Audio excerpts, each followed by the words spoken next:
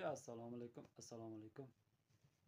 Mana shu kanalimni kuzatib boruvchilar hamda obuna bo'layotgan insonlar, sizlarga assalomu alaykum yana bir bor.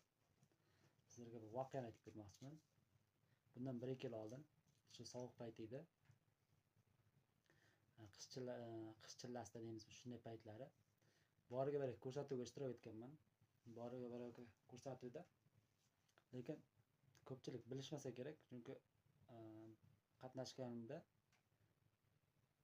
daldalchilar bo'lardi. Shu daldal kelganda savdoni qilganmizda birdaniga bor-barakadan chiqib ketganman.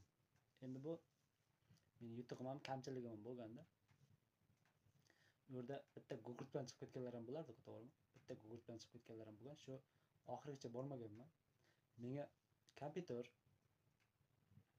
keyin Arteldan kir mashina sovg'a qilamiz, kir mashina beramiz deydi. Hamda gaz plita beramiz deydi. Lekin uchalasini ham men rad etdim. Chunki uchalasiga bizda to'g'ri ehtiyojimiz bor qishloq sharoitida, lekin qishloq sharoitida ehtiyojimiz bo'lgan bilan unga ishlatishga imkonimiz yo'qda. Nimaga desangiz, bizda tok yo'q. Qishloqda tok yo'q. Gaz yo'q. Masalan, gaz plitani olganimiz bilan bizda gazimiz yo'q unga. O'zimiz gaz ballonlar to'ldiradigan mashinalar o'sha payti ayni qish payti kelganda o'sha gaz mashinalariga ham gaz bo'lmay 2 oyda cho'zilib ketadi, ya'ni uzoqib ketadi kun. Ora uzoqib ketadi. Shu hisobdan ham gaz plitani ham rad etganman. Endi to'qlar ham salgina yomg'ir yoqsa ham sviter o'chib qoladi qish payti. Qor yoqsa ham tok yo'q. O'shanga aytganman, ikkalasini ham rad etganman-da.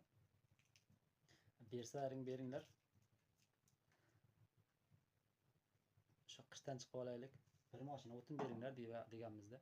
Shu bilan qishdan chiqib ketganmiz bir tilishka o'tin bilan. Endi sizlarga savolda, agarda siz meni o'rnimda bo'lganingizda nima qilgan bo'lardinglar? Nima qilgan bo'lardingiz? Agarda mana shu video sizga yoqqan bo'lsa, like bosing, komment yozing hamda bizga obuna bo'ling. Rahmat barcha.